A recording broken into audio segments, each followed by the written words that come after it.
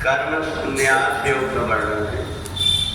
योग युक्त को विशुद्धात्मा विजितात्मा जितेंद्रिया सर्वभूतात्मा कुर्वन्नपि न लिप्यते।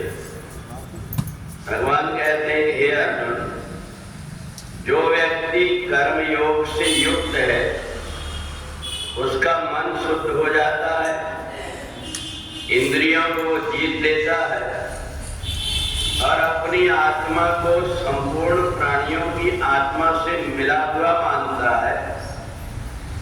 ऐसा व्यक्ति कर्म करता हुआ भी उसमें लिप्त नहीं होता।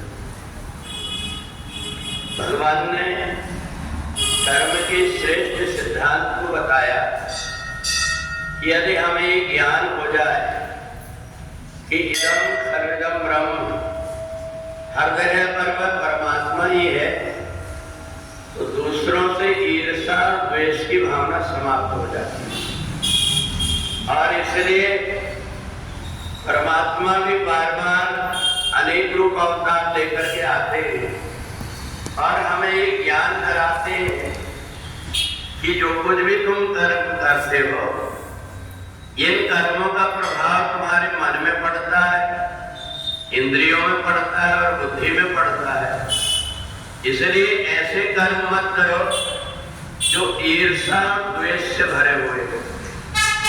अगर व्यक्ति किसी के प्रति आसक्त नहीं होता और यदि वो द्वेष भी करता है तो उसकी बुद्धि के अंदर हलचल होते रहती है।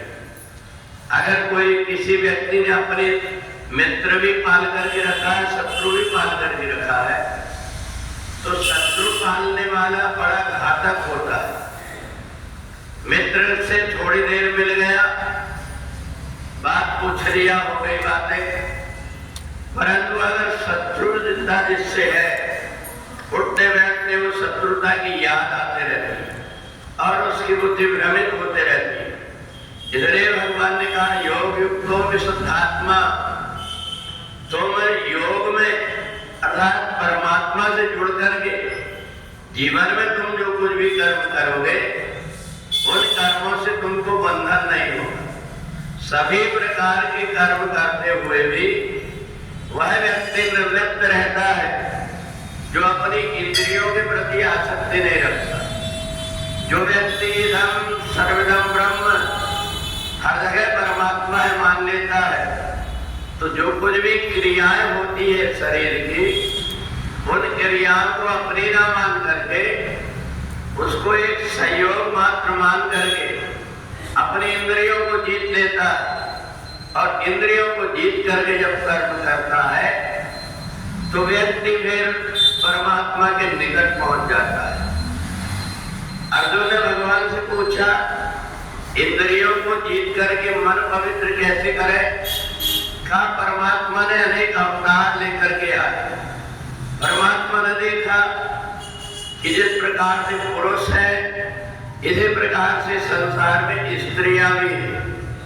तो भगवान ने जब अनेक अवतार लिया पुरुषों के, तो भगवान को लगा कि मेरे को स्त्री रूप में भी प्रकट होना चाहिए।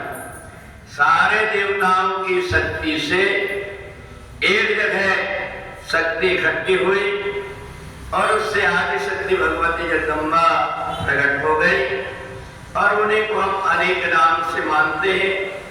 एक परमात्मा को जगत पिता और माता को जगत जननी जानते हैं। अब इनकी जब आराधना की बात आई तो सहज और सरल रूप में आदि शक्ति भगवती जगदम्बा का हमारे सामने स्वरूप हो। इसलिए एक सुरथ नाम के और समाधि नाम के भक्त ने भगवान की आराधना मिट्टी की मूर्ति बना करके प्रारंभ किया। उन मिट्टी की मूर्ति बना करके आदि शक्ति भगवती जगदम्बा के मंत्र का उच्चारण करके, नवाण मंत्र का ओम ऐं ह्रीं क्लीं चामुंडा, नवाण मंत्र का जाप करके आदि शक्ति भगवती जगदम्बा की आराधना किया। तो आदि शक्ति भगवती जगदम्बा ने कहा कि चैत्र के महीने में और आश्विन के महीने में अगर कोई व्यक्ति पूरे वर्ष मेरी आराधना नहीं कर पाता, एक 9 दिन में मेरी आराधना कर लेता है, तो भी उसको मेरी शक्तियों की अनुभूति हो जाती है। तब से हम लोग आश्विन के महीने में और चैत्र के महीने में आदि शक्ति भगवती जगदम्बा की आराधना करते हैं। जिस प्रकार की भी जिसकी सामर्थ्य है उसके अनुसार भगवती जगदम्बा की आराधना करता है, अपने शरीर को शक्ति से संपन्न बना लेता है और वह आदि शक्ति भगवती जगदम्बा की आराधना करता है, तो सारे देवताओं से उसके तार जुड़ जाते हैं, क्योंकि शक्ति केंद्र बिंदु होती है। जब व्यक्ति शक्ति की आराधना करता है तो शक्ति से संपन्न हो जाता है। इसलिए हर व्यक्ति यथा सामर्थ्य अपनी जैसी सामर्थ्य है उसके अनुसार आदि शक्ति भगवती जगदम्बा की आराधना करके अपने जीवन को सार्थक बना लेता है। तो इसलिए कर्म संन्यास के माध्यम से हम जो कुछ भी कर्म करते हैं वो अगर परमात्मा से हम जोड़ दें तो हमारे कर्म का अच्छा और बुरा परिणाम ना होकर के वो कर्म परमात्मा को समर्पित हो जाते हैं। बोलिए वृंदावन